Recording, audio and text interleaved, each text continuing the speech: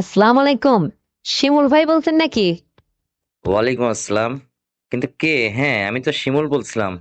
শিমুল ভাই, আমি যে কথাটা আপনাকে বলবো বলবো করে বলছি না, যেহেতু আপনি আমার হাজবেন্ডকে অনেকদিন ঘোরাচ্ছেন, তো এই জন্য আমি নিজে ফোন করলাম। বিষয়টা হলো, আপনার কাছ থেকে যে আমি জায়গাটা কিনছিলাম, তো এই জায়গাটা তো রেজিস্ট্রি করে আমাকে আপনি দিবেন, তাই না? তো অনেকদিনই তো হয়ে গেল, টাকাও তো পরিশোধ করে দেওয়া হয়ে গেছে। তাহলে এভাবে ঘোরাচ্ছেন কেন বারবার ভাই? জায়গাটা একটু রেস্টি করে দেন। তাহলে আমারটা আমি বুঝে পেলাম, আপনারটা আপনাকে তো বুঝে দেওয়াই হয়েছে। এখানে কি আপনার কি আর কোনো প্রবলেম আছে নাকি? একটু বলেন তো ভাই, সমস্যাটা কি? দেখুন ম্যাডাম, আসলে জায়গাটা আমি গত বছর আপনাদের কাছে বিক্রি করছিলাম, কিন্তু সেই সময়ে হয়তো আপনারা একটু লেট করে ফেলছিলেন রেজিস্ট্রি করে নিতে নেওয়ার জন্য। আজ আপনারা এত তাড়াহুড়া করছেন কেন? হুম। এই জায়গাটা এখন, এই আপনারা যে দামে কিনছেন তার চেয়ে দ্বিগুণ দামে এখন আমার জায়গাটার দাম হচ্ছে।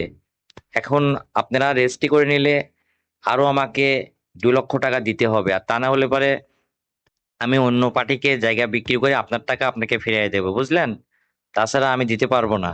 কারণ আমি আপনাকে যে সময় জায়গাটা দিছিলাম সেই সময় আপনারা যথাসাধ্য রেজিস্ট্রি করে নেননি।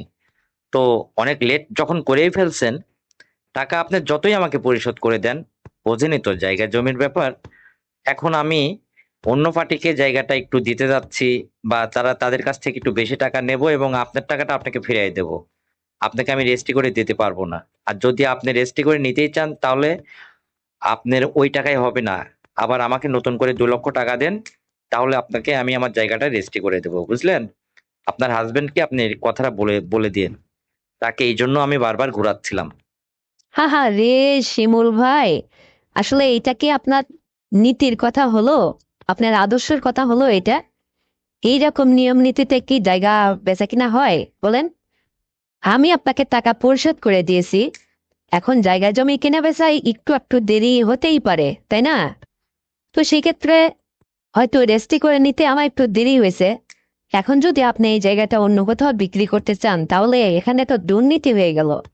আপনার কথা ঠিক থাকলো না।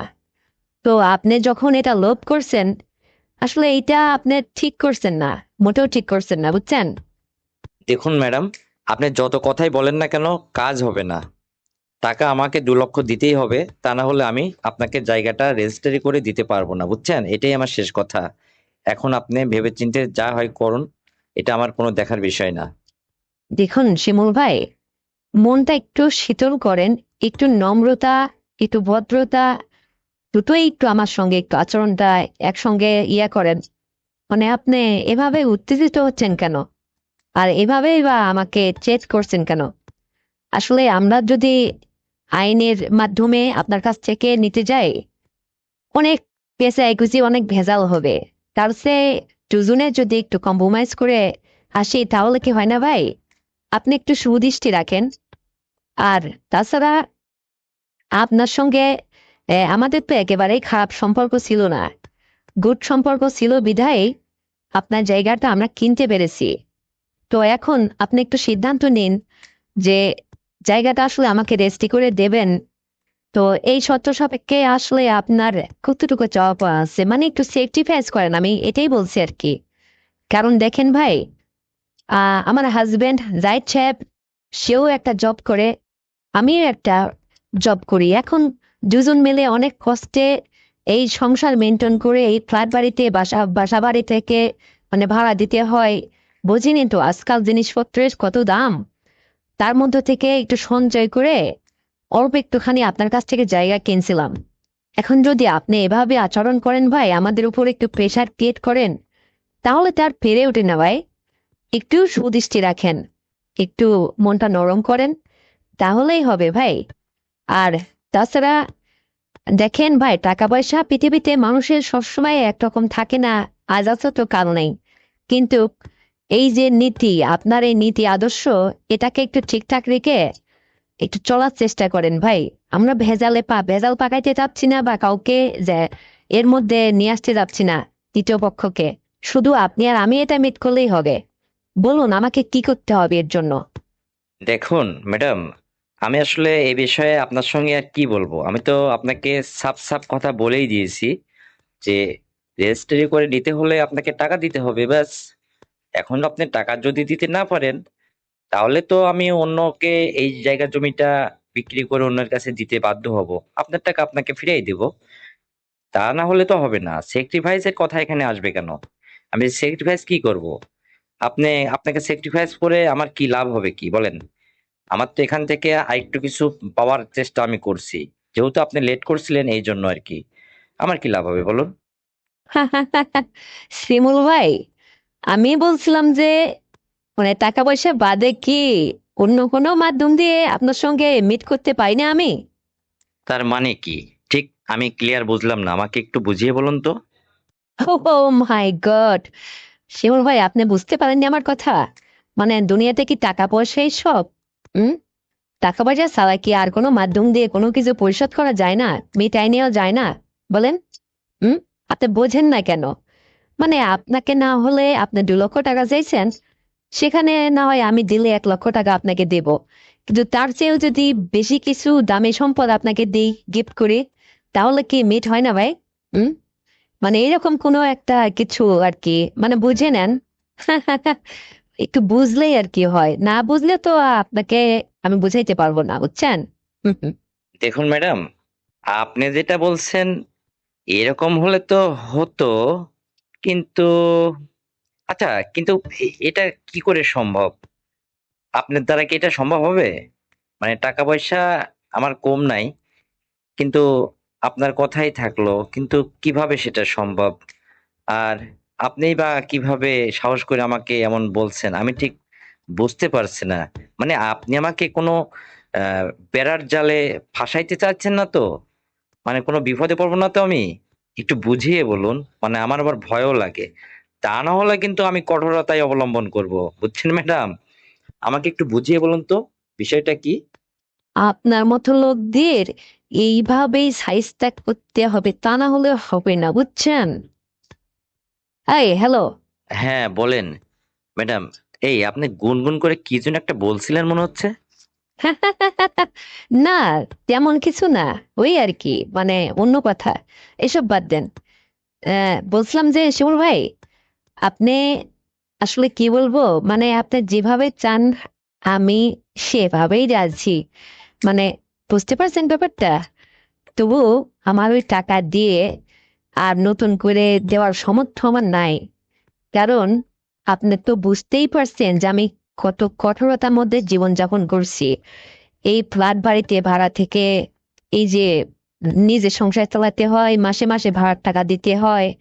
আর আমার জীবনে একটা উদ্দেশ্য ছিল ভাই, অল্প একটু জায়গা কিনে সেইখানে একটু মাথা গোঁজার ঠাঁই করব। সেখানে একটু ছোট্ট কুঠির, যতটুকু সম্ভব আমার সাধ্যের মধ্যে একটা ছোট্ট বাড়ি করব, এবং সেখানে একটু বসবাস করব। এটা একটু বড় শখ আহ্লাদ ছিল ভাই, বুঝছেন? কিন্তু আপনি এই যে ভেড়াল পাকাচ্ছেন, তো এই জন্য আমার অনেক কিছু দামি সম্পদের বিনিময়ে হলো আমার ওই জায়গাটা আপনার কাছ থেকে রেস্টি করে নেব আমি। ইটি আর কি, আপনি বোঝেন না কেন ভাই? আহ তো ম্যাডাম, আপনার ওই দামি সম্পদটা কি এমন যেটা আপনি আমাকে গিফট করতে চাইছেন?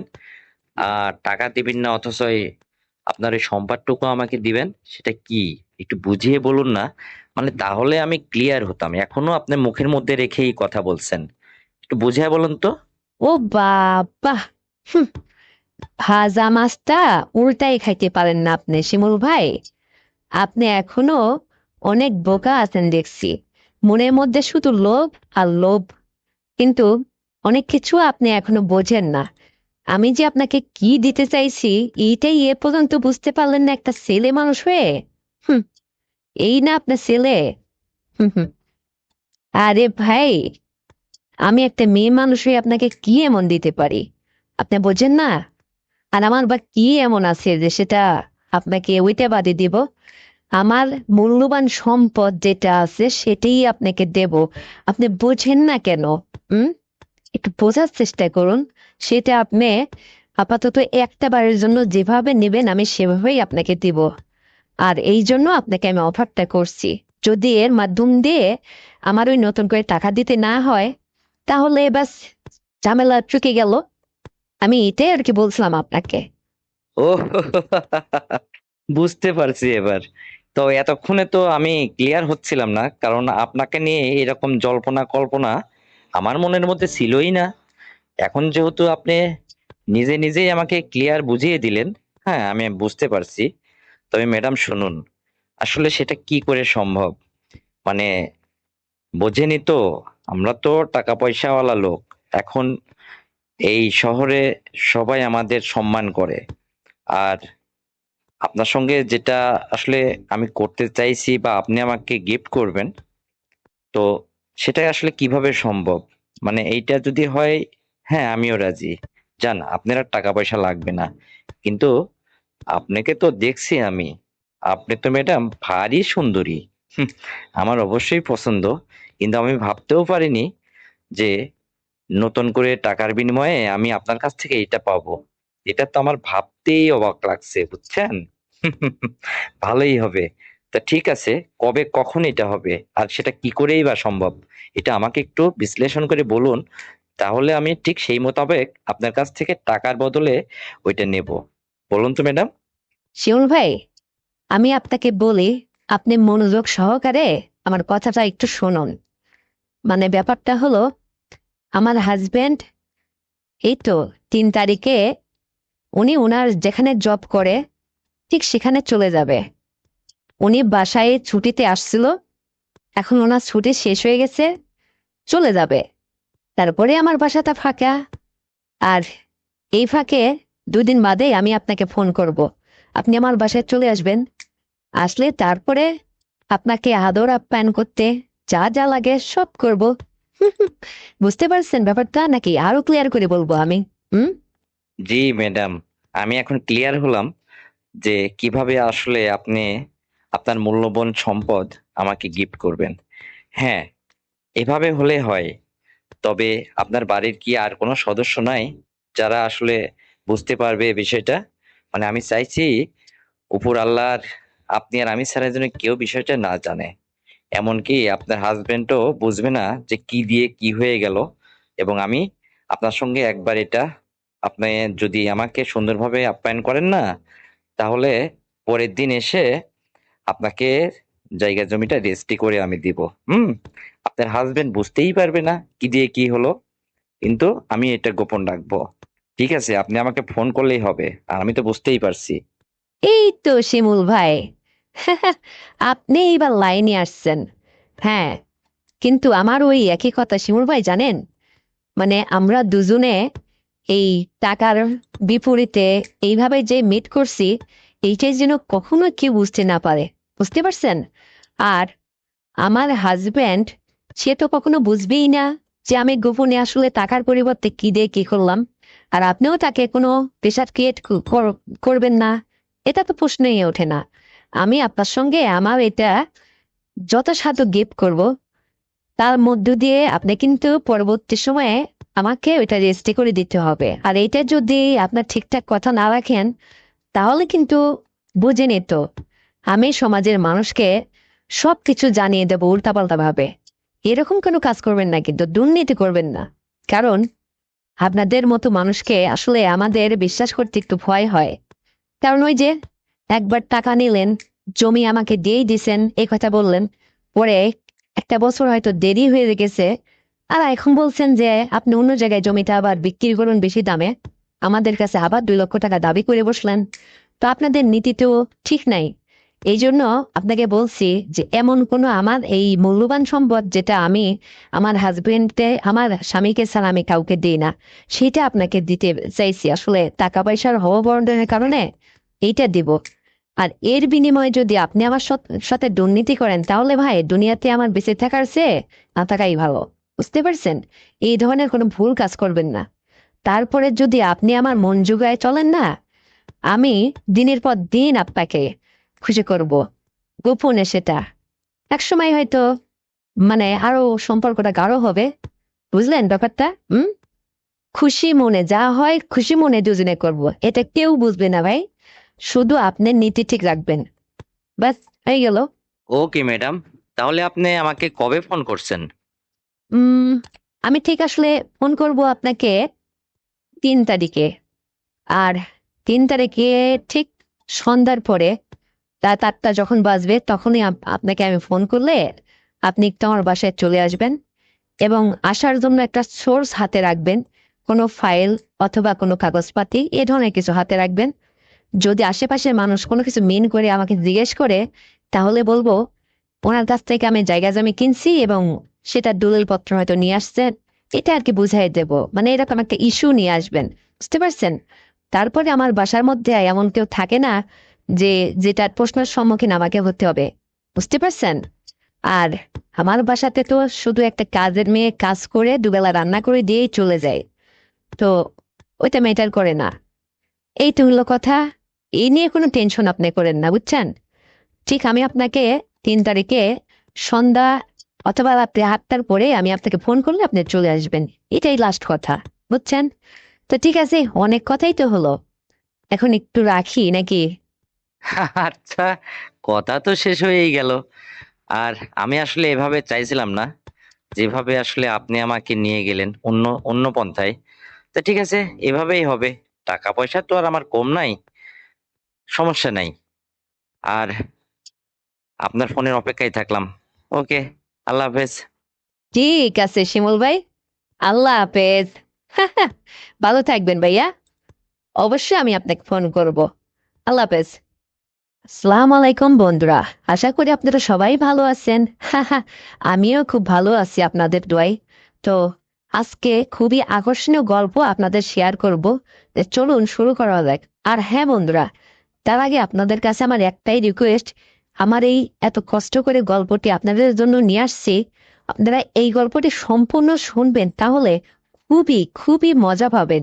আর এই আপনি যদি এই চ্যানেলের নতুন দর্শক হয়ে থাকেন তাহলে এক্ষুনি চ্যানেলটিকে সাবস্ক্রাইব করে দিন, ভিডিওতে একটা লাইক দিন আর শেয়ার করে আরো আপনার বন্ধুদেরকে দেখার সুযোগ করে দিন।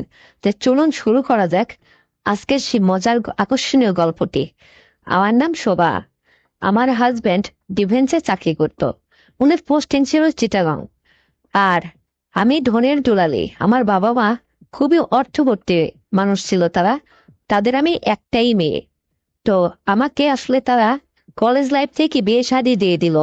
আমার হাজবেন্ড ডিফেন্সে চাকরি করত, সে নতুন অবস্থায় কিছুদিন এসে ছুটিতে আমার সঙ্গে 1 মাস থেকে গেছে, তারপরে আর ওই যে গেছে আর খবর নাই। তো এভাবে চলতে চলতে আমার একটা কন্যা সন্তান হলো। তো সেই সন্তানকে লালন পালন করে যাই হোক বড় করলাম, স্কুলে পড়লো, কলেজে পড়লো। তারপরে পড়তে পড়তে সে নিজেই সবকিছু চালিয়ে নিতে পারে, এরকম আর কি বোঝার মতো তার বয়স হলো বা মানুষের চোখে পড়ে গেল, মানে বিয়ের দেওয়ার মতো তার একটা বয়স আসলো। তখন সে নিজেই করতে পারে, চলতে পারে, এরকম একটা সময় আসলো। আর আমিও দেখতে শুনতে ভারী সুন্দরী ছিলাম, খুবই স্মার্ট, হ্যাঁ, খুবই বাবা মার একটা আদরের মেয়ে ছিলাম আমি। তো আমারও ভাবমূর্তিটা, মেয়ে এবং মা আমরা যদি দুজন একসঙ্গে রাস্তায় বেরোতাম, তো রাস্তার মানুষ বা আশেপাশের মানুষ ভাবতো যে হয়তো এরা মানে দুইটা বোন। কিন্তু আসলে তো তা না বন্ধুরা, আমার মেয়ে আর আমাকে প্রায়ই দেখতে একই রকম, একই বয়সে লাগতো। এটা একটা মজার ব্যাপার না? তারপরেও আমার মেয়ের হঠাৎ কলেজ লাইফে মানে বয়ফ্রেন্ড জুটে গেল। তো তার নাম হচ্ছে অনেক। তো অনেক ছেলেটা মাঝে মধ্যে আমার বাসাতে আসতো। তো এসে আমার মেয়ের মানে যে রুমে মেয়ে লেখাপড়া করে পড়তে বসে ওই রুমে এসে আড্ডা মাড্ডা মারতো। আমি কিছুদিন ভালোই ভাবতাম। তো হঠাৎ একদিন মানে সন্ধ্যার পরে আসছে, এসে বলতেছে, আমাকে বলতেছে যে আন্টি, আমি ওর কাছে আসছি একটা প্রশ্নের অ্যান্সার নিতে আর একটা বই নিতে আসছি। তো আমি বললাম যে এটা তো তুই মাঝে মধ্যে আসো, তো আজকে আবার নতুন করে আমাকে বলছো কেন বাবা? তো অনেক বলছে যে না, তাই বলছি আর কি। তো যাই হোক, ওকে চা নাস্তা খাইতে দিলাম, তারপরে ও আমার মেয়ের রুমে আসলে, ওকে বিশ্বাস করে মিশতে দিয়েছিলাম আমার মেয়ের সঙ্গে। তো আমার মেয়ে ওর সঙ্গে যাই হোক, ওরও একটা ভালো ক্যারেক্টার, ভালো পরিচয় দিল যে ছেলেটা ভালো, আম্মু তুমি ওকে কোনো কিছু মাইন্ড করো না, আমার সঙ্গে একটু মেশার সুযোগ দিও। তা আমি যাই হোক কিছু মনে করি না। আর আমার হাজবেন্ড তো বাসা থাকেই না, সে তো ওই যে চিটাগাং তার পোস্টিং, সে ওখানে থাকে, ডিফেন্সে চাকরি করে। তার তো ওই ছুটি ছাড়া তো আর সে আসে না। তো যাই হোক, তারপরে আহ একদিন দেখি ও এই সন্ধ্যার পরে সে অনেক আসলো, আসার পরে যাই হোক দুজন হাসাহাসি করতেছে, করতে করতে এক পর্যায়ে দেখি চুপচাপ, কোনো আওয়াজ নেই। কি ব্যাপার, আমি ভাবতেছি ওই ঘরে কোনো আওয়াজ নেই, অনেক আসলো, ঘটনাটা কি? লাইটটা জ্বলতেছে, জানালার পর্দা ফেলানো আছে কিন্তু জানালাটা বন্ধ করে নাই, দরজাটা লাগিয়ে দিয়েছে ভিতর থেকে।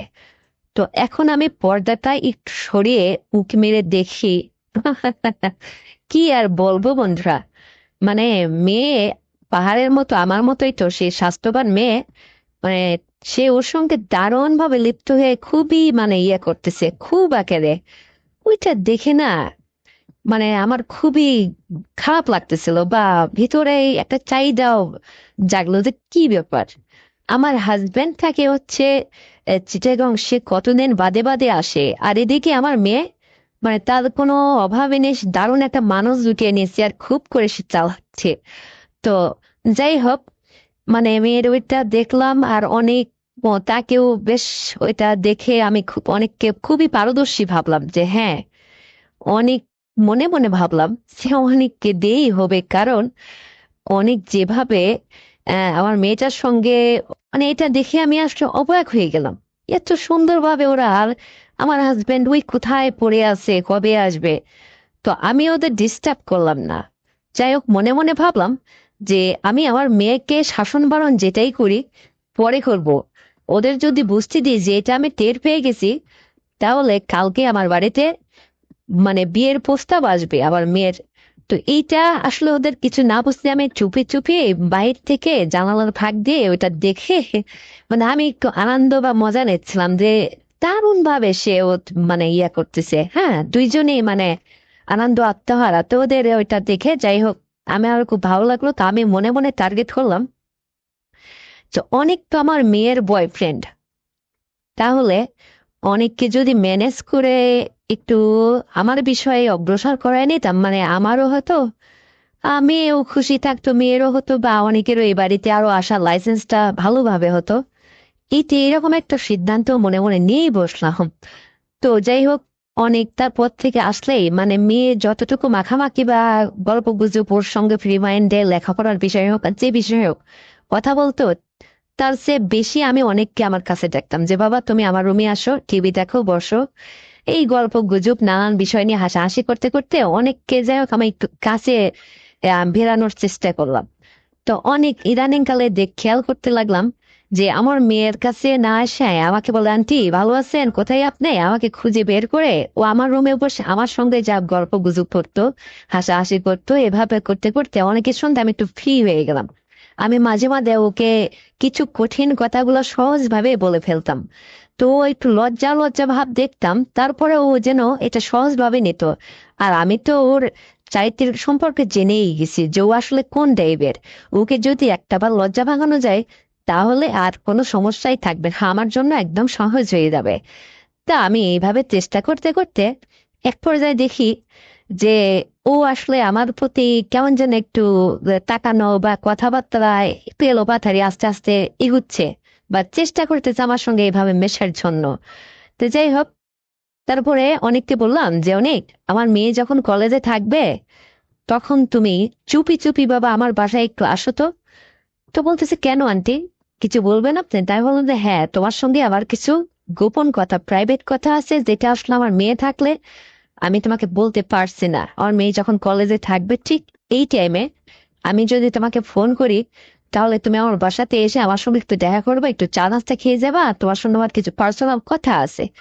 তো অনেক বললো যে ঠিক আছে আন্টি, আমি আগামী কালকেই আসি, আপনি আমাকে একটু ফ্রি হয়ে ফোন দিন। হ্যাঁ। তো আমি পরের দিন ঠিক দুপুরবেলা আমি ফোন করছি। তো অনেক সোজা আমার কথা মতো চলে আসলো বাসাতে, এসে বলতেছে যে আন্টি ভালো আছেন? আমি, হ্যাঁ ভালো আছি, তুমি বসো বাবা। তো আমি তোমাকে দুপুরের খানা দিই। তো বলছে না আন্টি, আমি বাসার থেকে খেয়ে আসছি। আপনি কি জন্য একটা বলতে চাইছেন, এই জন্য আমি একটু আমার মাথার মধ্যে টেনশন কাজ করতে চাই, একটু বলুন না। তো তখন আমি বললাম যে দেখো অনেক, তুমি আসলে ইদানিং আমার মেয়ের সঙ্গে যেভাবে চলাফেরা করছো বা ওর সঙ্গে এভাবে অতপ্রত ভাবে মেলামেশা করছো, সেটা আসলে আমি সবই আড়াল থেকে দেখছি।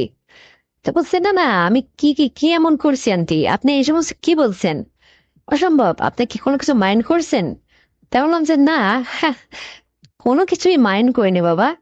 তবে এই গত পরশুদিন সন্ধ্যার পর যে তুমি আসছিলা, তুমি আমার মেয়ের সঙ্গে যে রুমের মধ্যে যেটা যাই হোক তোমরা যেটা করলা, আমি এটা জানালার ফাঁক দিয়ে আড়াল থেকে সব দেখছি বাবা। তো তখন অনেকের মুখটা একটু ছোট হয়ে গেল, কালো হয়ে গেল, আর মাথাটা নিচু করে বলতেছে, আন্টি এইটা আসলে আপনি দেখে ফেলছেন, দেখে যখন ফেলছেন, দেখেই ফেলছেন, তাহলে আপনার কাছে আমি জোড়হাত করে ক্ষমা চাইছি, আপনি আমাকে ভুল বুঝবেন না, ক্ষমা করে দিবেন। আর অদূর ভবিষ্যতে যদি আপনার মেয়ের বিয়ে শাদী দেন কোথাও, আমাকে যদি সুযোগ্য পাত্র বলে মনে হয়, না হয় আমার সঙ্গেই আপনার মেয়েকে দেবেন।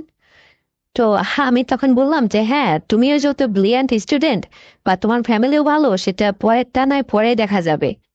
তো এখন যে কাজে আসলে আমি তোমাকে ডাকছি, তো তুমি এটার কি করবা?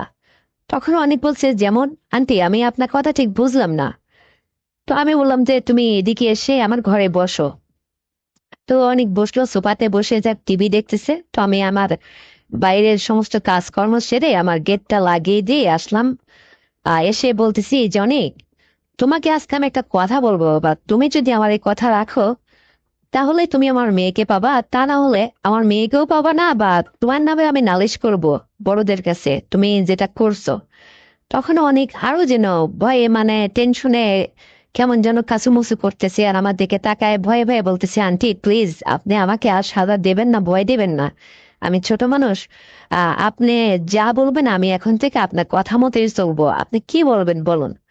তাই বললাম যে দেখো, তুমি ভয় পাচ্ছ কেন? ভয় নেই রে বাবা, আমি তোমাকে সহজ কথা বলবো এবং তোমাকে এটা মানতে হবে, আর না মানলেই তোমার বিপরীতে আমি চলে যাব। তখন অনেক বললো যে নির্ভয়ে আপনি বলে বলুন আন্টি, আমি আপনার সব কথা শুনতে প্রস্তুত, এখনই বলুন।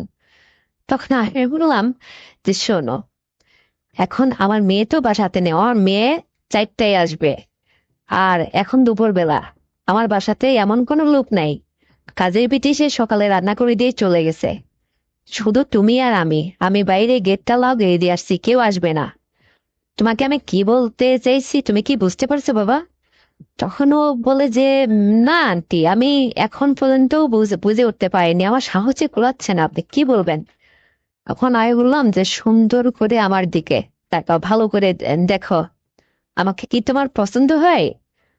তো এখনো বলছি, এ কেমন কথা আন্টি, আপনাকে আমার পছন্দ হবে না কেন? আপনি তো ভালো মানুষ, আর আপনি আমার একটা ভালো আন্টি, আর আমি কি কখনো বলছি যে আপনি খারাপ? তেমন যে না না না না, এইটা না, মানে আমাকে দেখে কি তোমার মনের মধ্যে কিছু বলে? তখনও মুচকি হেসে দিয়ে বলতেছে, বললেই বা কি করব, কারণ আপনার মেয়ের সঙ্গে তো আমি চলাফেরা করি, ও আমার একটা ভালো বান্ধবী, বা ওর সঙ্গে আমি সব রকম ভাবে চলাফেরা করছি ইদানিং কাল, আপনি তো যেহেতু দেখেই ফেলছেন, তো অস্বীকার করা আর কি আছে? তবে আপনাকেও ভালো লাগে, ভালো লাগবে না কেন? দেখুন আন্টি, আপনি আর আপনার মেয়ে প্রায়ই দেখতে একই বয়সী, সেম লাগে, দারুণ মনে হয় আমার কাছে। তবে আপনি যেহেতু আন্টি, আপনাকে তো আর কিছু বলতে পারি না। তখন আমি বললাম যে দেখো বাবা, তোমাকে এই পারমিশনটাও আমি দিলাম, তুমি আমাকে এখন থেকে যা খুশি তাই বলতে পারো, যা খুশি তা করতে পারো, তোমার কোনো নিষেধ নেই। তখন উনি, মানে অনেক একটু মুচকি হাসি দিয়ে বলতেছে যে এটা কি করে সম্ভব, আপনি আবার আমার পরীক্ষা নিচ্ছেন না তো? তাই বললাম যে না না বাবা, তোমার কোনো পরীক্ষাই নিচ্ছে না, তুমি আজকে আমাকে সবকিছু দিয়ে তারপর বেরোবে, আমি তোমাকে বেরোতে দেবো না। তখন ও বলতেছে যেমন। তো আমি দরজাটা লাগিয়ে দিলাম, রুমের মধ্যে বসলাম। তখন ও চোখ টোক বড় করে আমাকে দিকে তাকাই বলতেছে, এই সমস্ত কি হচ্ছে আন্টি? তার মধ্যে শোনো, কিছুই না, বেশি দেরি করা যাবে না, খুব ঝটপট এখান থেকে বের হয়ে যেতে হবে, বুঝতে পারছো আমি তোমাকে কি বলছি? তো আমি একটু টিভির সাউন্ডটা বাড়িয়ে দিলাম, যাতে আমার আমার আর অনেকের কথার সাউন্ডটা বাইরে না যায়। তো অনেক তখন বলতেছে যে উম, এ, কি করব? তো অনেককে আমি অনেকের মুখের দিকে তাকায় দেখলাম যে অনেক দারুণ ভাবে অস্থিরতা বোধ করছে বা টেনশন ফিল করতেছে যে ওকে আমি কি বলবো না বলবো। আর এইরকম কেন হচ্ছে, আসলে হওয়াটাই স্বাভাবিক, কারণ অনেকের মনের মধ্যে এরকম চিন্তা চিন্তা ভাবনা আমাকে নিয়ে কখনোই ছিল না। আসলে আমার মধ্যে একটা দারুণ লোভ কাজ করতেছে, লোভ জাগলো। তো আমার মেয়ের সঙ্গে সেদিনও যেভাবে ওইটা করলো, মানে ওইটা ওর ওই সমস্ত দেখে মনে হচ্ছিল যেন আমার হাজবেন্ডও কখন আমার সঙ্গে এত সুন্দর খেয়ে আচরণ করেনি। খুবই ভালো লাগলো ওদের দুজনের ওই সম্পর্কটা দেখে। তো যাই হোক, তারপরে ওকে সবকিছু আমি ভেঙে চুকে বলার পরে ও রাজি হলো। রাজি হয়ে যাই হোক, ওর সঙ্গে আমি ওই বিকেল 3টা পর্যন্ত, দুপুরবেলা এই সময়ের মধ্যে যাই হোক, মানে দুবার ইয়ে করলাম খুব সুন্দরভাবে। মানে ও এত সুন্দরভাবে ও যে এভাবে এটা করতে পারে, আচরণ করতে পারে, আমি দারুণ ভাবে মানে খুশি হলাম। এবং ওকে বললাম যে বাবা শোনো, তুমি এখন থেকে মানে যেদিনে আমি তোমাকে ডাকবো, আমার মেয়ে যখন বাসায় থাকবে না, কলেজে থাকা অবস্থায় তুমি আমার ডাকে আমার বাড়িতে চলে আসবে এবং মাঝে মধ্যে তুমি আমার সঙ্গে আর আমি তোমাকে কথা দিচ্ছি বাবা, তুমি যদি আমার কথা মতো এই সমস্ত করে দিনের পর দিন আমার সঙ্গে এভাবে সুসম্পর্ক রেখে চলো, তোমার আন্টির কথা মতো যদি তুমি উঠো বসে চলো, তাহলে আমার মেয়ে তো দেখতে শুনতে কম না, দারুণ সুন্দরী, কত ভালো ভালো প্রস্তাব আসতেছে। আর তোমার আঙ্কেলও তো সে ডিফেন্সের চাকরি করে, তার একটা মান মর্যাদা আছে সমাজে। তো তার পরিচয়ে আমার মেয়ের বিয়ে শাদী হবে, আমার টাকা পয়সার কোনো কমতি নাই। তো তোমার হাতেই আমার মেয়েটা কথা দিলাম আমি উঠাই দেবো। এই জন্য উঠাই দেবো, আমার উদ্দেশ্য দুইটা। একটা হচ্ছে তুমি আমার মেয়ের একটা ভালো হাজবেন্ড হবে, আহ আর যোগ্য পাত্র হবে। আর এদিকে তুমি আমার হাতের কাছেই থাকবা, মানে তোমাকেও যাতে আমি ঠিকঠাক মতো, বুঝতেই তো পারছি, এভাবে ব্যবহার করতে পারি। বুঝাইতে পারছি তোমাকে? তখন অনেক বলতেছে হ্যাঁ আন্টি, বুঝছি, আমি বুঝবো না মানে? হ্যাঁ, আপনি আসলে যেটা বলতে চাইছেন আন্টি, এইরকম হলে তো ভালোই হয়। মানে আপনার মেয়ে এবং আপনার দুজনকেই আমি সুন্দরভাবে ভালোভাবে চালিয়ে নিতে পারবো জীবনভর। যতদিন, যেহেতু আমার আঙ্কেল বাসায় থাকে না, সে যতদিন তার চাকরি আছে সে তো বাইরেই থাকবে। আর আপনার মেয়ের লেখাপড়া করার জন্য তো আপনি সেখানে যাবেন না, এখানেই আপনাকে থাকতে হবে। যার কারণে আমারও সুবিধা হবে, আপনারও কোনো অসুবিধা হবে না, কোনো অভাব কোনো কিছু থাকবে না। ঠিক আছে আন্টি, এখন থেকে এটাই করব। তখন আমি অনেককে বললাম যে বাবা তোমার কথা বা তোমার আচরণে আর আজকে তুমি যেটা করলে, মানে আমার প্রাণটা একদম জুড়াই গেছে তোমার এই ব্যবহারে বা তোমার সবকিছুতে। আমি কখনোই এত শান্তি, মানে এত ভালো লাগেনি আমার কখনো, বুঝতে পারছো? তোমার আঙ্কেলও কখনো আমার সঙ্গে এত সুন্দর করে এরকম ইয়া করেনি যেটা আজকে তুমি থাকছো করছো। তো যাই হোক, আমি এটার জন্য খুবই খুশি। আর আশা করি ভবিষ্যতে তোমাকে আজকে যেটা বললাম, তুমি তোমার ফ্যামিলিকে ম্যানেজ করো আর সুন্দরভাবে পড়াশোনা চালিয়ে যাও। তোমার একটা চাকরি বাকরির জন্য সেটাও আমি দেখব। তবে কথা দিচ্ছি তোমাকে আমি, আমার মেয়েকেও তোমাকে তোমার হাতে উঠাই দেব। প্লাস তুমি একটু বাবা, একটু এটা যেন আমার মেয়ে কখনোই বুঝতে না পারে, কখনোই না। আমাকে একটু মানে আমার সঙ্গে এই সুসম্পর্কটা রাখবা। আর আমার মেয়ের সঙ্গে সুসম্পর্ক রাখবা, কোনো ঝামেলা পাকাবা না। আমি কথা দিলাম আমার মেয়েকে তোমার হাতেই উঠাই দেব। শুধু আমার দিকে নজরটা ছোঁয়া রাখলেই হবে, কারণ আমি তোমার জোয়ান শাশুড়ি হব। আর আমি কি দেখতে শুনতে কম? তখন অনেক বলে না না আন্টি, আপনার মেয়ের চেয়ে বরং সে আপনাকে, আপনার মেয়েকে তো এটা করলামই, কিন্তু আপনার আপনাকেই মানে বেশি সুন্দরী, বেশি ভালো লাগলো, আমার পছন্দ হয়েছে। তো আমি সে দিয়ে বললাম যে হ্যাঁ, এই তো তুমি বুঝতে পারছো বাবা, তুমি সুন্দরভাবে লেখাপড়া চালিয়ে যাও, ভালো করে মানুষের মতো মানুষ হও, তাহলে তুমি আমার সুযোগ্য সুযোগ্য আমার মেয়ের জন্য পাত্র হবে। আর তোমার আঙ্কেল এখানে কোনো দ্বিধাবোধ করবে না, আমার আর তোমার জন্য ভালো হবে। তো ঠিক আছে, তুমি আজকে যাও। তো অনেক আমার বাসার থেকে সুন্দরভাবে হাসি মুখে বের হয়ে গেল। পরে আমার মেয়ে আসলো। তো আমিও খুশি, আমার মেয়েও খুশি। মেয়ে কখনো এটা বুঝতে পারলো না। তো বন্ধুরা, আমার মেয়ের বয়ফ্রেন্ড আমার সঙ্গে এবং আমার মেয়ের সঙ্গে এত সুন্দর আচরণ করে দিনের পর দিন চলতে থাকলো। তোমরা যদি এইরকম গল্প শুনে মজা পেয়ে থাকো, তাহলে এক্ষুনি চ্যানেলটিকে সাবস্ক্রাইব করে দাও, ভিডিওতে একটা লাইক দাও আর শেয়ার করে অন্যকে দেখার সুযোগ করে দাও। আর হ্যাঁ বন্ধুরা, এই গল্পটি তোমাদের কাছে কেমন লেগেছে, আমি তোমাদের কতটুকু বিনোদন দিতে পারেছি, তোমরা আমাকে কমেন্ট বক্সে লিখে জানাও। আর একটু অপেক্ষা করো, আরো সুন্দর ভিডিও নিয়ে আসছি। সবাই ততক্ষণে নিজের স্বাস্থ্যের যত্ন নিও। Good bye. হ্যাঁ বলো, শুনতেছি। শোনো বাবা, আগে নিজে ভালো হও, তারপরে মানুষের মেয়েরে দোষ দিও, বুঝতে পারছো? ও আচ্ছা শাশুড়ি আম্মা, আচ্ছা আচ্ছা। তাহলে এটা বলেন তো আমি খারাপটা কোন জায়গায়? শোনো বেটা, তুমি যদি খারাপই না হবে, তাহলে আমার মেয়ে তোমার ছাইড়ে ওই দেবরের কাছে যায় সয়কে, দেবরের দায়কে, এটা বলো আগে।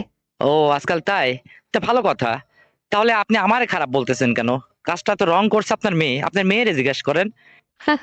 শোনো বাবা, এখন তোমার সাথে আর আমার এই সমস্ত নিয়ে বাদাবাদি করতে ইচ্ছে করতেছে না। তুমি আমার মেয়েরে দিতে পারো না, এই জন্য তোমার ছোট ভাইয়ের সঙ্গে আমার মেয়ে যে থাকে ওই সমস্ত করে। তোমার কি ক্ষমতা আছে যে ওই সমস্ত দেয়া ঠিকঠাক মতো? আর তুমি আমার মেয়ের মতো বাইরে যাবেই বা কি করে? তোমার মুরুদ থাকলে তো যাবে। কি বললেন আপনি? আমার মুরদ নেই? আবার হ্যাঁ, কি মুরুদ আছে নাকি তোমার? মুরুদ থাকলে তো ঠিকই আমার মেয়েরে দিতে, আর আমার মেয়ে কখনোই তোমার ছোট ভাইয়ের সঙ্গে এটা করতো না। শোনেন শোনেন, আপনার মেয়ের এটা খাজলেত, এটা পূর্বের বদভ্যাস। কে জানে আপনার মেয়ে বিয়ের আগে কতজনের সাথে এইভাবে থাকছে, আর সেই মেয়ে আমার ঘরে চাপাই দিয়ে এখন আমার দোষ দিচ্ছেন না? এই ছেলে, চুপ!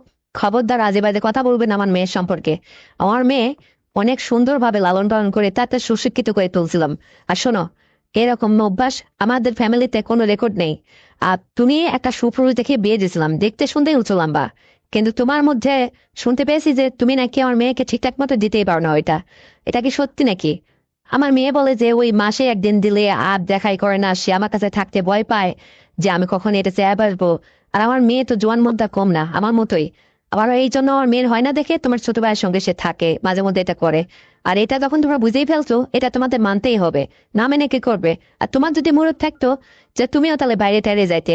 শোনা যায় যে মানুষ নাকি বউয়ের সঙ্গে এটা বেশি পারলে বউ যখন অসহ্য হয়ে যায়, তখন নাকি স্বামীকে বলে যে 2 একদিন বাইরে যায় থাকতে পারো না। কত ছেলেরা নাকি বউ রেখে ওই দৌড় দিয়ে যায়। তুমি কি গেছো কোনোদিন? এত যদি মরুতালা ছেলে হতো তুমি। এই শোনেন শাশুড়ি আম্মা, আমি আপনাকে ক্লিয়ার বলে দিই, আপনি যদি আমার সুপুরুষত্বের পরিচয় নিতে চান, তাহলে আমি আপনার কাছে পরীক্ষা দিতে রাজি। আরে আমি কি ডাক্তার নাকি যে তোমার পরীক্ষা নেব? শোনেন, পরীক্ষা দিতে ডাক্তার লাগবে না, আমি আপনার কাছেই পরীক্ষা দিতে চাই। কিন্তু সেটা কিভাবে? আরে কিভাবে মানে আপনি বোঝেন না? আপনি তো বেশ জোয়ান মদ্দা, মেয়ের চেয়েও বেশি পারদর্শী দেখাচ্ছেন। আপনি বলছেন যে মেয়ের চেয়ে আপনি নাকি অনেক জোয়ান, অনেক পারেন।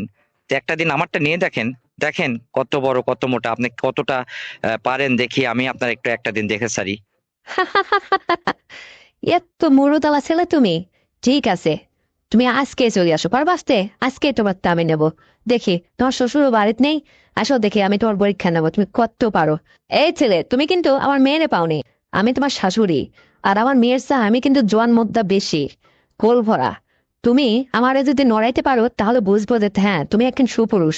আসো, তোমার আজকে পরীক্ষা নেওয়া হবে। তুমি কত দিতে পারো আর কত কি করতে পারো, আসো দেখি। তোমার সাথে আমার চ্যালেঞ্জ থাকলো।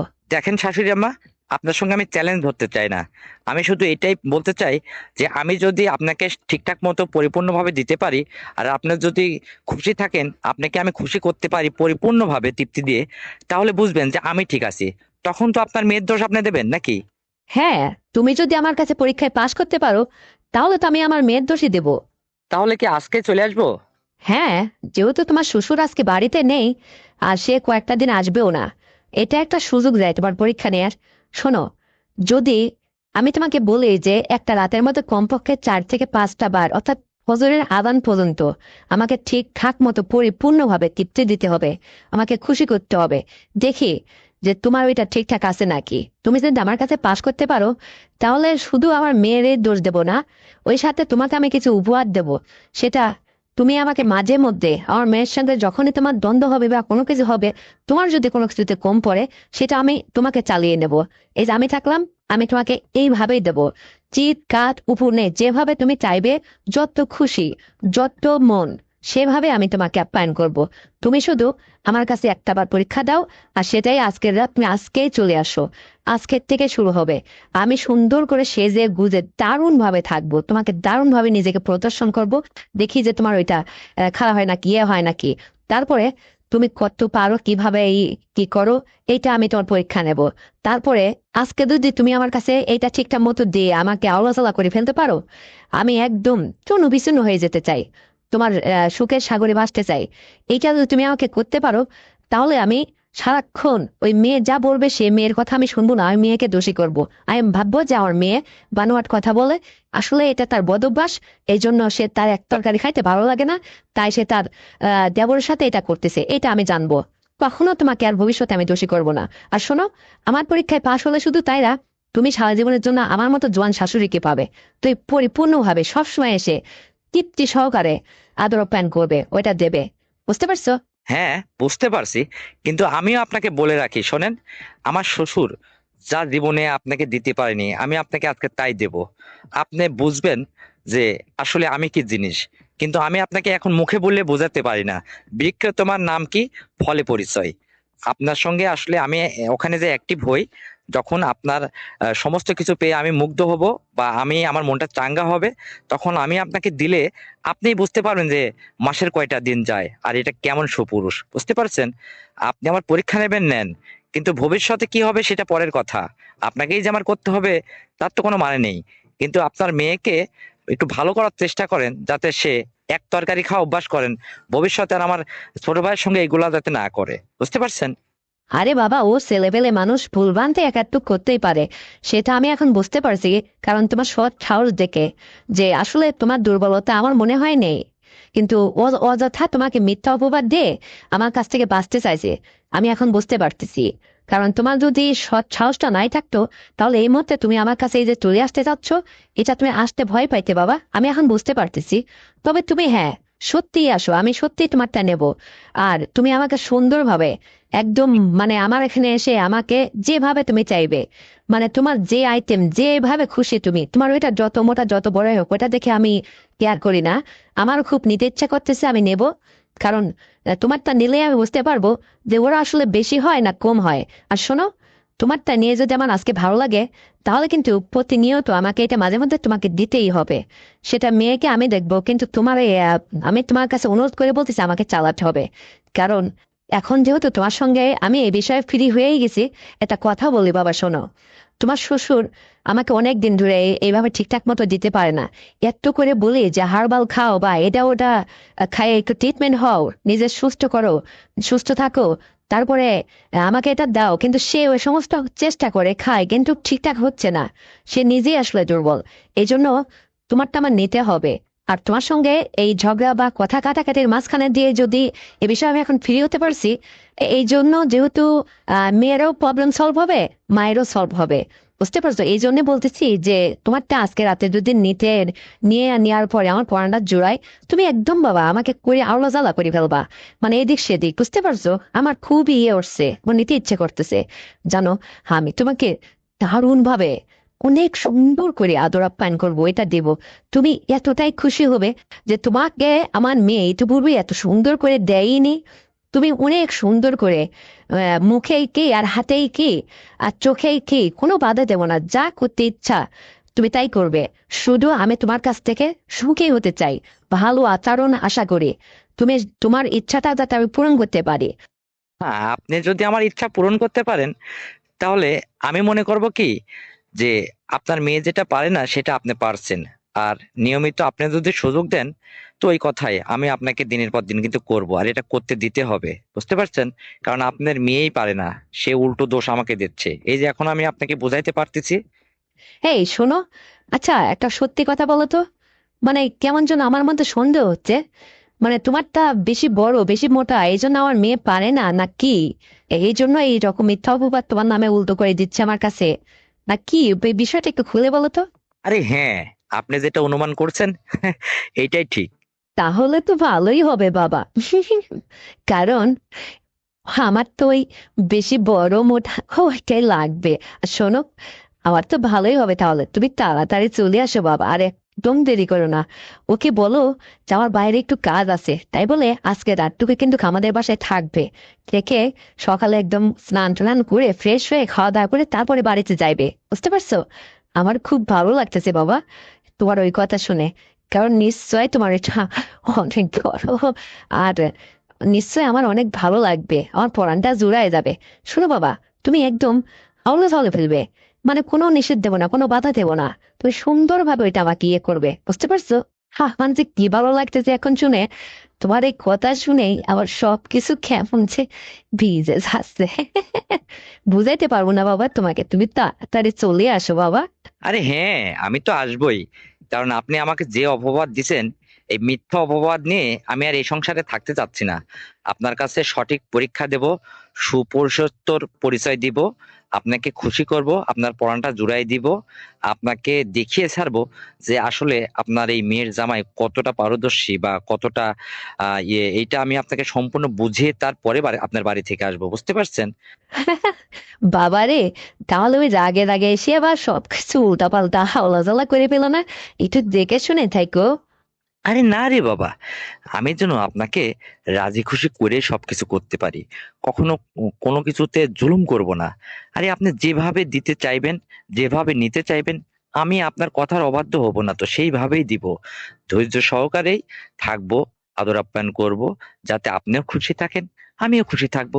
তবে হ্যাঁ, আমার যতটুকু দৌড় আছে অতটুকু তো আপনাকে সহ্য করতেই হবে, এটা তো আপনাকে মানতেই হবে। বুঝতে পারছেন না যে আমি যেহেতু যুবক ছেলে, তারপরে আপনি একটা অপবাদ দিছেন, এটার পরীক্ষা নেবেন না আপনি?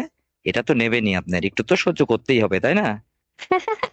বাবারে, তবুও তো একটা ধৈর্যের ব্যাপার আছে, রয়েস হয় একটা মানুষ একটু থাকে দেয় ধীরে সুস্থে। আমি সেইটা বললাম আর কি, মানে একটু দেখে শুনে।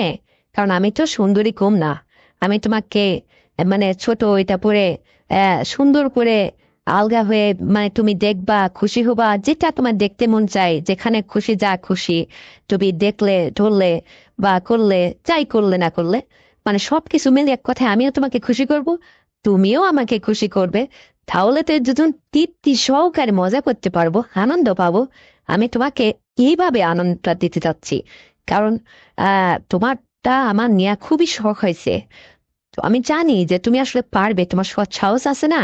এই জন্য তো বলতেছি, একটু ভয়ও হয়, তারপরও বলতেছি যে একটু দেখে শুনে দিও, সেই জন্য আর কি। আরে এই নিয়ে আপনি টেনশন করবেন না তো। তো ঠিক আছে, খালি কি বক বকই করবেন? বিকেল হয়ে গেল, আপনার বাড়িতে আসতে হবে। তা ফোনটা রাখবো নাকি বক বক করেই যাবেন শুধু? ও, আমি বক বক করেই যাচ্ছি তাই না? ঠিক আছে বাবা, তুমি তাড়াতাড়ি কিন্তু চলে আসো রেডি হয়ে, আমি তোমার অপেক্ষা করব। জানো, আমি দারুণ ভাবে সেজে গুজে সুন্দরভাবে তোমাকে পরিদর্শন করব তোমার সামনে। আমার কোমল রাঙা দুটো ঠোঁট তুমি দেখলে দারুণ মুক্ত হবে, খুবই পছন্দ হবে তোমার, বুঝতে পারছো? তোমার যেমন খুশি তেমন করে দেখবে, শুনবে, খাবে, আদর আপ্যায়ন করবে। ঠিক আছে বাবা, রাখতেছি, তাড়াতাড়ি চলে আসো। আল্লাহ হাফেজ। ও শাশুড়ি আম্মা, শোনেন শোনেন, তাহলে কি খালি খালি থাকবেন না কিছু নিয়ে আসবো? ঘ্যাট বোকা ছেলে, বোঝে না। খালি খালির মতো মজা আছে নাকি? কোনো কিচ্ছু লাগবে না, চলে আসো তো তুমি, যা হয় হবে। ও আচ্ছা ঠিক আছে, তো বাই বাই, আল্লাহ হাফেজ। ওকে বাবা। মুয়া, আল্লাহ হাফেজ। তো বন্ধুরা, আমার জামাই আর আমার এই মজার সংলাপটি শুনে তোমাদের কেমন লেগেছে অবশ্যই কমেন্ট করে জানাবে। আর এই গল্পটি শুনে যদি তোমাদের ভালো লেগে থাকে, তাহলে অবশ্যই চ্যানেলটিকে সাবস্ক্রাইব করে দাও, ভিডিওতে একটা লাইক দাও, আর শেয়ার করে তোমার কাছের বন্ধু বান্ধবকে শোনার সুযোগ করে দাও। আর হ্যাঁ বন্ধুরা, আগামীকাল আরো সুন্দর গল্প নিয়ে আসছি। ততক্ষণে সবাই নিজের যত্ন নেবে, ভালো থাকবে, এই প্রত্যাশায়। আল্লাহ হাফেজ। কেন? হ্যাঁ, তোমার কথা শুনেছি আমার ভালো লাগতেছে না, তোমার ভাবসাব কেমন যেন লাগছে। এরকম কথা বলতেছো কেন? আমাকে আগে ভয় দিও না, শোনো। তুমি আসো আগে। শোনো, তুমি আসলে কি বলতে চাইছো আমি বুঝতে পারছি। তার মানে হ্যাঁ, আমি তো এরকমই চাচ্ছি যে আমার ভাইয়া উতাল পাতাল কি যে করবে, এটা আমি বুঝতে পারছি। আর ও তো ওকে এই সমস্ত কোনো বিয়েই করতে পারেনি। আর দেখো না তুমি কতটা খোঁজ নিচ্ছ। হ্যাঁ, আমি জানি। আরে ভাইয়া, যতই আওয়াজ হোক আর যাই হোক, আমাদের বাড়িতে তো কেউ থাকে না, কেউ বুঝবেই না, শুনবেই না। তুমি যেভাবে খুশি, হ্যাঁ, আমাকে তো আলগাইতে পারবা তুমি, আমি জানি। আর তুমি বিদেশে থেকে আসছো না, তোমার তো অনেক সিস্টেম আইটেম জানা আছে। তুমি যে কি করে কি করবা এটা তো আমি ভালো করেই জানি। আর আমারও পরানটা জুড়াই যাবে, এটা তো আমি ভালো করে জানতেছি। আমার জানো খুব খুশি লাগতেছে তোমার কথা শুনে, তোমার ভাবসাব দারুণ ভালো লাগতেছে। আমি তো এরকমই চাচ্ছি কিন্তু পাচ্ছি না কোথাও। তাই নাকি রে? হ্যালো বড় ভাই, হ্যাঁ, কি রে মিতা? তুমি কোথায় আছো, বাড়িতে না বাইরে? কেন রে? আমি তো বাড়িতেই আছি। হ্যাঁ, সবাই নাকে তেল দিয়ে বাড়িতে পড়ে পড়ে ঘুমাও, আমার খোঁজ খবর আর তোমাদের নেওয়ার দরকার নেই, বুঝতে পারছো? কে রে মিতা, তুই এরকম করে কথা বলছিস কেন রে? এরকম করে বলবো না? হ্যাঁ, আর যদি বাপ বেঁচে থাকতো, বাপের না হয় বলতাম। তুমি বড় ভাই, তোমার কাছে বলতে বাধ্য হচ্ছি। তুমি কি একটাবার আমার ফোন দিয়ে খোঁজখবর রাখো বোনটা আমার কি হালে আছে না আছে? হ্যাঁ, হ্যাঁ রে মিতা, তুই এরকম করে বলছিস কেন রে? কি হয়েছে আমাকে একটু ঠান্ডা মাথায় খুলে বলতো। তোমারে ওই সময় এত করে বলছিলাম যে ওকে নির্বাচনে দাঁড়াইতে এতটা সহযোগিতা করো না, টাকা পয়সা দিয়ে কত কিছুতে তোমরা সহযোগিতা করলে। আর আজকে ও নির্বাচিত হয়ে চেয়ারম্যান হলো, দল যখন ক্ষমতা থেকে চলে গেল, তখন ওর কি পরিস্থিতি হলো তোমরা কি একবার খোঁজখবর রাখছো? হ্যাঁ, শত্রুর উপায়টা হয় সেটা আমিও জানতাম। ওরে যে ধরে নিয়ে যে এতদিন আটকা রাখছে, এখন আমার কি হবে? আমি তোমার জোয়ান মধ্যে এরকম একটা সুন্দরী বোন, তাহলে আমার তো স্বামী ছাড়া থাকা এভাবে হবে না। তোমরা দেখে শুনে তো ভালো জায়গায় দিছিলে। হ্যাঁ, আর আমি এসে এতটা সুখ খাচ্ছি। আমার মনে হয় এই সংসারে থাকা হবে না। আমার কি করবা করো, এটা আমি জানি নে। হ্যাঁ রে মিতা, তো তোর কিসে এত কম পড়লো যে তুই এই সংসারে চলে আসতে চাচ্ছিস, ওখানে থাকবি না? সমস্যাটা কি? মানুষ কি চিরকাল আটকা থাকে নাকি? একসময় ও বের হবে। ও, খুব সহজেই তো এই কথাটা বলে দিলে, তাহলে আমার কি হবে? কেন রে মিতা, তোর আবার কি কি দরকার তোর বলতো? শোনো, আজ বাবা বেঁচে থাকলে তাকেও বলতাম, নয় ছোট ভাই থাকলে তাকেও বলতাম। তুমি বড় ভাই, তোমাকে না বলে তো আর পারতেছি না। আমার তো আর ভাই বোন আর কেউই নেই, তুমি আর আমি। বাবাও চলে গেল, এখন আমার পুরো দায়িত্বটা তো তোমার হাতেই। শোনো ভাইয়া, আমি বলতে চাচ্ছি যেটা, তুমি যেরকম একটা হ্যান্ডসাম জোয়ান ছেলে, আমি তোমার এরকম হ্যান্ডসাম একটা জোয়ান বোন। শোনো, আমার আসলে স্বামীর সুখ জীবনে কি জিনিস এটা চোখেই দেখলাম না। সারা জীবন ও চেয়ারম্যানি করে ওর রাজনীতির সঙ্গে থেকে এদিক সেদিক সব জায়গায় রাত দিন ওর আসার ঠিক নেই, খাওয়ার ঠিক নেই, এভাবে জনগণের সেবা করতে ব্যস্ত থাকে। তাহলে আমি যে এরকম একটা তার সুন্দরী জোয়ান বুদ্ধ একটা বউ, তার এইদিকে কোনো খেয়ালই নেই। আসলে এইভাবে জীবন চলে না ভাইয়া। তোমাকে যে কি করে এই কথাটা বলি বলতেও লজ্জা হচ্ছে, না বলেও না পারতেছি না। আমার আসলে ওই সমস্ত লাগবে, বুঝতে পারছো? আমার কি করবা করো, তা না হলে দেখো না আমি কিন্তু যাত্রার সাথে এইভাবে কোন একটা কিছু করে বলবো না। কি করবে এখন তুমি জানো। দেখ মিতা, এরকম কোনো ভুলভাল করিস না, আমি তো আছি। শোন, দেখ না, আমি আসলে এই যে বিগত 5টা বছর বিদেশ গেলাম, তোর ভাবিরে রেখে গেলাম। আর তোর ভাবির এই সময়টুকু দর্শ হইলো না, আসলে বুঝতে পারছি রে, তোর ভাবি এই যে অন্য একটা ছেলের সঙ্গে ভেগে চলে গেল। আমি তো এখন একাই পড়ে আছি। সিদ্ধান্ত নিয়েছি জীবনে কখনো বিয়েই করব না। আর তোর যখন এরকম সমস্যা, আমি আসলে বুঝতে পারি রে, যে আমার বউ যেভাবে একটা সিদ্ধান্ত নিয়ে আমার ঘর ছেড়ে চলে গেছে, হয়তো তুইও এই কখনো এই ধরনের ভুল কাজ করে ফেলতে পারিস। তাই তোর যা সমস্যা আমাকে খুলে বল, তোকে কি করতে হবে। আমি তোর ভাই হিসাবে আমি নিজেই এটা করব, বল তো কি করব আমি। ভাইয়া, সত্যি বলছো তুমি? সত্যি আমার সব কথা রাখবে তুমি? হ্যাঁ তোর সুখের জন্য তো কথা রাখতেই হয়, বল না কি করব আমি। ভাইয়া, খাওয়ালে যে খুব মজা হবে, খুব ভালো হবে জানো। আমি এই যে এত লম্বা উঁচু, এই যে স্বাস্থ্যবান মোটা সোটা, ওর ওই সমস্ত কোনো আমাকে ঠিকঠাক মতো এটা পরিপূর্ণ মানে সুখই দিতে পারে না, আমাকে ঠাই পায় না, বুঝতে পারছো? আর শোনো, ও ঠিকঠাক মতো ঘরে হয় না, মানে জনগণ নিয়ে ব্যস্ত থাকে, কখন কায় কি করে, বোর প্রতি যে ওর একটা আলাদা ইন্টারেস্ট, সেরকম কিছুই বুঝতেই পারিনি আমি। এইভাবে দিনের পর দিন কষ্ট করে আছি, আজ পর্যন্ত আমার একটা সন্ধান দিতে পারলো না সে। কত যন্ত্রণার মধ্যে আছি। তাই সিদ্ধান্ত অলরেডি আমি নিয়ে ফেলছিলাম, কিন্তু জানো, তুমি যদি আমাকে হেল্প না করতে বিষয়ে, তাহলে আমি ওই যে যে কোনো ছেলের সাথে আমি যেদিক সেদিক যা হয় করে বসতাম। তোমার বউ যেভাবে চলে গেছে তোমারে না পেয়ে, আমি ওইভাবে ওইটাই করতাম। এখন যেহেতু তুমি আমাকে সেবা করবা, তাহলে তো ভালোই হয়। বেয়া শোনো, ও তো এখন বাড়িতে নেই, ও আটকা পড়ে আছে। এই যে দেখো না, চেয়ারম্যানের বাড়ি বলে কথা, এত সুন্দর একটা বিল্ডিং বাড়ি করে থয়ে গেছে। বাড়িতে তো আমার শ্বশুর শাশুড়ি থাকে না, আমি একলাই পড়ে আছি। ওই যে কাজের লোক দুইটা আছে, ওরা সারাদিন টুকিটাকি কাজকর্ম করে ওরা আবার সন্ধ্যায় যার যার মতো সে বাসায় চলে যায়, আমি তো একলাই থাকি। তুমি আসবে আমাদের বাড়িতে? হ্যাঁ রে মিতা, তা না হয় যাওয়া যাবে, তাহলে কি কালকে আসবো? হ্যাঁ, অবশ্যই তুমি কালকে চলে আসবে ভাইয়া। শোনো, আমার আর ভালো লাগতেছে না। আমি যে কতদিন এইভাবে পড়ে আসছি নিথর হয়ে, জানো, এটা কাউকে আমি বলতেও পারিনি। আমি আসলে জীবনে একটা সিদ্ধান্ত নিয়েই ফেলছিলাম হুট করে, যে আমার কোনো বন্ধুকে দিয়ে আমি দিনের পর দিন এভাবে কাজটা চালিয়ে নেব। কিন্তু আবার দেখলাম যে না, এটা আমি করব না, চেয়ারম্যানের বউ বলে কথা। তো আসলে আমার কষ্টটা যেহেতু তুমি বুঝতে পারছো ভাইয়া, আমি চাচ্ছি কি তুমি এখানে আসো। তুমি যদি, আসলে তোমারও তো অভাব, ভাবির কি সুখ, তুমিও জীবন থেকে এটা কখনো উপলব্ধি করতে পারলে না। বিদেশ থেকে তো শুধু টাকা কামাই আসলে, এসে এই যে বউটা পাইলে না, তোমার মধ্যে মনের মধ্যেও যে একটা ব্যথা আছে এটা আমিও জানি ভাইয়া। এই জন্য বলতেছি কি, যে আসলে আমিও তোমাকে অনেক সুখী করবো জানো। আমি জানি যে তুমি অনেক উঁচু লম্বা, তুমি আমাকে দারুণভাবে সুখী করতে পারবা, এটা আমি খুব ভালো করে জানি। আর শোনো, আমার এরকমটাই লাগবে। আর ওই যে আমার হাজবেন্ড চেয়ারম্যান সাহেব, হ্যাঁ, ওনার কি ওই একটু জানা দাও কোনো রকম, মানে আমার কিছুই হয় না, ভালোই লাগে না। আর ও সবচেয়ে বড় কথা কি, আমার বুড়িয়ালা তো মানে ও খাই পায় না, বুঝতে পারছো? যাই হোক, তুমি আমাকে দারুণ ভাবে এত করে সুখ দেবে না, আমার খুবই ইয়ে উঠছে জানো, আমার খুব দরকার। ভাইয়া প্লিজ, তুমি মাকে বলে আপাতত কালকে চলে আসো। আর শুনো, তোমার সঙ্গে এইভাবে আমার দিনের পর দিন থাকতে থাকতে যদি ভালো লাগে, তোমারও যদি ভালো লাগে, প্রয়োজনে এই সংসার থেকে আমি একবারে চলে যাব। যেহেতু তোমারও বউ নেই, তোমার আর ভবিষ্যতে কোথাও কখনো কোনো মেয়েকে বিয়ে শাদী করতে হবে না। তুমি আমাকে নিয়েই থাকবা। মা আর কতদিন, মা তো বৃদ্ধ হয়ে গেছে। এক সময় ধরো মাও চলে যাবে, তখন তো ওই সংসারে শুধু তুমি আর আমি দারুণ ভাবে মাস্তি করবো। কারণ আমার এই স্বামীকে আমার একদম ভালো লাগে না, পছন্দই না জানো। ওরও এই সমস্ত আমার সাথে অ্যাডজাস্ট হয় না, শুধু চেয়ারম্যান বলে ওর সাথে আমি এইভাবে এতদিন পড়ে আছি।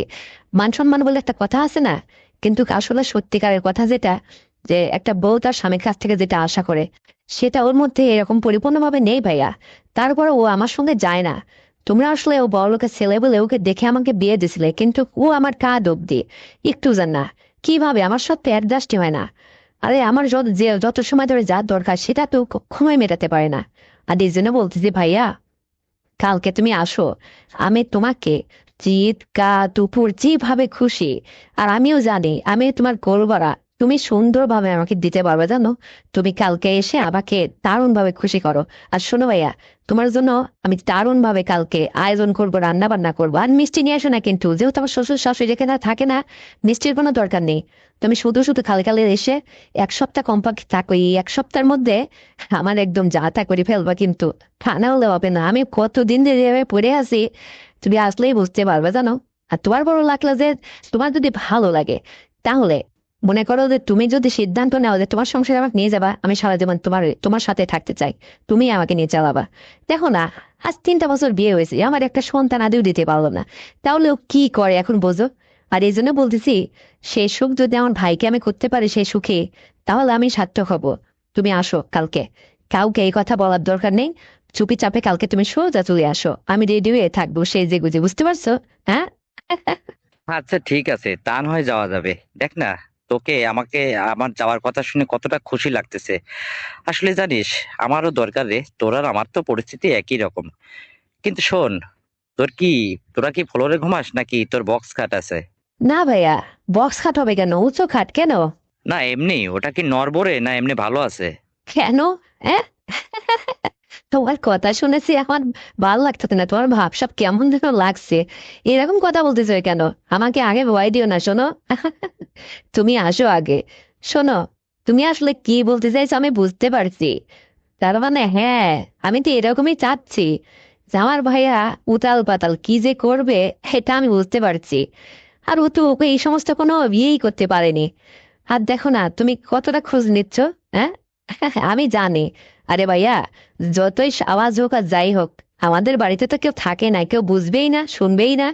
তুমি যেভাবে খুশি, হ্যাঁ, আমাকে তো আলগাইতে পারবা তুমি, আমি জানি। আর তুমি বিদেশে থেকে আসছো না, তোমার তো অনেক সিস্টেম আইটেম জানা আছে। তুমি যে কি করে কি করবা এটা তো আমি ভালো করেই জানি। আর আমারও পরানটা জুড়াই যাবে, এটা তো আমি ভালো করে জানতেছি। আমার জানো খুব খুশি লাগতেছে তোমার কথা শুনে, তোমার ভাবসাব দারুণ ভালো লাগতেছে।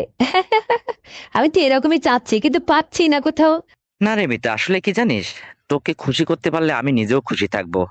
আর দেখ না, আমিও তো এতদিন এইভাবে তোর ভাবি চলে যাওয়ার পরে এইভাবে অনাহারে পড়ে আছি, আমারও তো দরকার। আর আমি গেলে কালকে, তারপর তুই বুঝতে পারবি যে মাসের কয়দিন যায়। তুই নিজে শক্তপোক্ত হয়ে থাকিস, আমি আসতেছি। তাই নাকি ভাইয়া? তোমার কথা শুনে আমার এখনই যে কেমন যেন লাগতেছে। ওদিকে কিন্তু হয়ে যাচ্ছে। তুমি আসো, তারপরে তোমাকে বুঝিয়ে দেবো না, বুঝতে পারছো? দারুণ খুশি হচ্ছি আমি। এতদিন তুমি কোথায় ছিলে, আর আমি কেন তোমাকে এই কথাটা শেয়ার করলাম না? হ্যাঁ, ঠিক আছে। তো শোনো, কালকে ওই চুমে চলে আসো, আমার ওই কাজের মেয়েটা আমার কাছে আগেই আসতেছে, ওর সামনে কথা বলা যাবে না। কেন রে, ও আবার কোটনি নাকি, কাউরে কিছু বলে দেবে নাকি? হাই না রে ভাইয়া, আরে আমি চেয়ারম্যানের বউ না, আমাকে তো সবাই একটু সম্মান করে, ভয় পায়। তারপরেও বোঝো না, তোমার সঙ্গে আমি যে সমস্ত কথা বলতেছি, ও একটু জানতে পারলে একটু সমস্যা হতে পারে, আশপাশে যদি কারোর সঙ্গে এই নিয়ে সমালোচনা করে। এই জন্য বলছি। তাছাড়া তুমি আগে তো গেট লাগিয়ে দেবো, আমার গেট ওলা বাড়ি না, কোনো সমস্যাই নেই। সারাদিনই কি আর রাতে কি আর দুপুরে কি, তোমার যখন খুশি তুমি আমার সঙ্গে ভালোভাবে থাকবে, রান্না বান্না করে খাওয়াবো তোমাকে, তোমাকে আমি খুশি রাখবো, তুমি আমাকে দেবে। আমি এতদিন এইভাবে পড়ে আছি, আমি আসলে কখনো ভাবতে পারিনি জানো যে আমার ভাইয়ার কাছ থেকে আমি আসলে এইরকম হেল্প পাবে। আর তোমার এই সাহায্যের কথা শুনে আমার যে কি এখন ভালো লাগতেছে, আমি যে কাকে এই কথাটা শেয়ার করবো, আমি খুশিতে আত্মহারা হয়ে গেছি জানো। সত্যি ভাইয়া, তুমি যে এত সহজেই আমাকে এরকম উপকার করতে শিকার হয়ে যাবে আমি ভাবতেও পারছি না। আমার চতুর সাইডে অন্ধকার নেমে আসছিল, আমি ভাবছিলাম যে আমার বাবাও বেঁচে নেই, কে আমাকে এই এর থেকে উদ্ধার করবে। আজ তুমি এত সহজে এটা মানে ইয়ে করে মেনে নিতে পারলে, আমি এটা ভাবতেও পারছি না। আমার যে এখন কি ভালো লাগছে ভাইয়া। তো শোনো, অনেক কথাই তো হয়েছে, আমি এখন বলতেছি কি যে আর ইয়ে মানে কথা না বাড়িয়ে কালকে চলে আসো। আর শোনো, মাকে একটু বলে আসবা যে 2-3 দিন তুমি আসবা না। তারপরে তুমি আমাকে খুশি করো, আমি তোমাকে খুশি করব। প্রয়োজনে পরে একটা ডিসিশন নেবো যে কাকে কি করা দেয়। আসলে ভাইয়া, আমি তোমাকে আসলে কি পরে মানে দেখালে তুমি খুশি হবা? মানে উচ্চ লম্বা মোটা মানুষ তো, শাড়ি পরবো না সালোয়ার কামিজ পরবো, কোনটা? হ্যাঁ। না রে, যেহেতু তুই মোটা তাজা তো তোকে একটু সালোয়ার কামিজ পরা অবস্থায় আমাকে দেখতে খুব ইচ্ছে করতেছে আমার, বুঝতে পারলি? এভাবে নিজেকে প্রদর্শন করবি, তারপরে কালকে এসে দেখা যাবে। আচ্ছা ভাইয়া, তাহলে রাখি, তুমি যেটা চাইবে সেটাই করবো। আচ্ছা ঠিক আছে, তো ভালো থাকিস, আমি কালকে চলে আসতেছি, তুই রেডি হয়ে থাকিস, তারপর বুঝবি ঠেলা। তো ওকে, বাই। তো বন্ধুরা, আমার ভাই আর আমার এই সংলাপটি শুনে তোমাদের কেমন লেগেছে? যদি ভালো লেগে থাকে তাহলে অবশ্যই কমেন্ট করে জানাবে।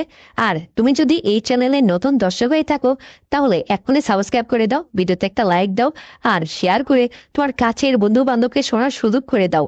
আর হ্যাঁ বন্ধুরা, আগামীকাল আরো সুন্দর গল্প নিয়ে আসছি, ততক্ষণে সবাই তোমরা নিজের স্বাস্থ্যের যত্ন নেবে, তোমার পরিবারের খেয়াল রাখবে, আর তোমার ছোট্ট শিশুকে নিয়মিত স্কুলে পাঠাবে। এই প্রত্যাশায় আল্লাহ হাফেজ।